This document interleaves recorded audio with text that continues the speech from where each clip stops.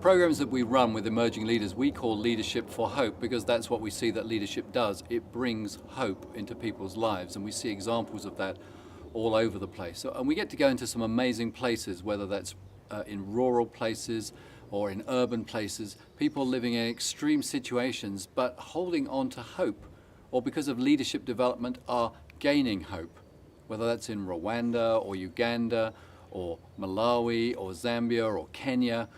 That's the story that we've seen. So it comes very hard when we come across the stories of hopelessness. And in 2009, I was in Rwanda, and I got the chance to go into the UN refugee camp up in Byumba.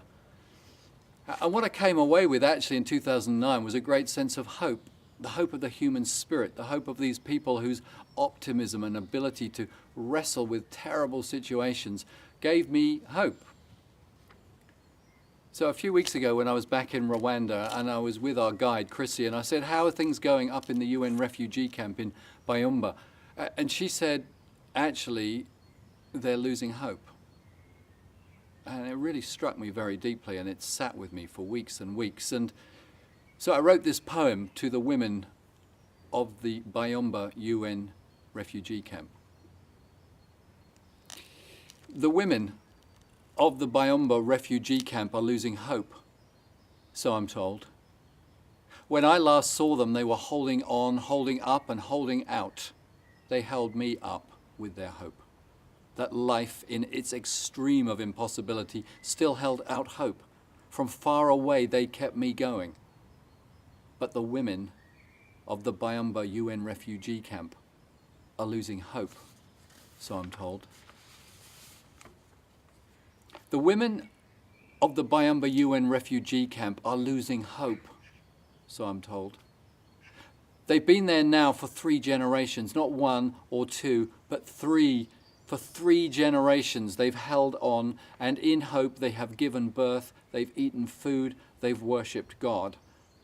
And they've still lived on in their wind-driven nothing world with nothing, but they held their hope, and they kept on going, and they kept me going. But the women of the Byumba UN refugee camp are losing hope, so I'm told. The women of the Byumba UN refugee camp are losing hope, so I'm told. And I feel hopeless to help them, to lift them up. I need their hope. I need their hope. I need their hope. I need their hope.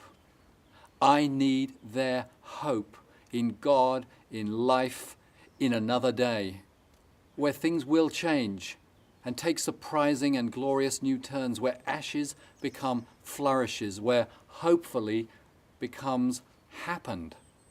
Women, I need your hope. But the women of the Byumba UN refugee camp are losing hope, so I'm told. And today, I'm finding that hard to hear.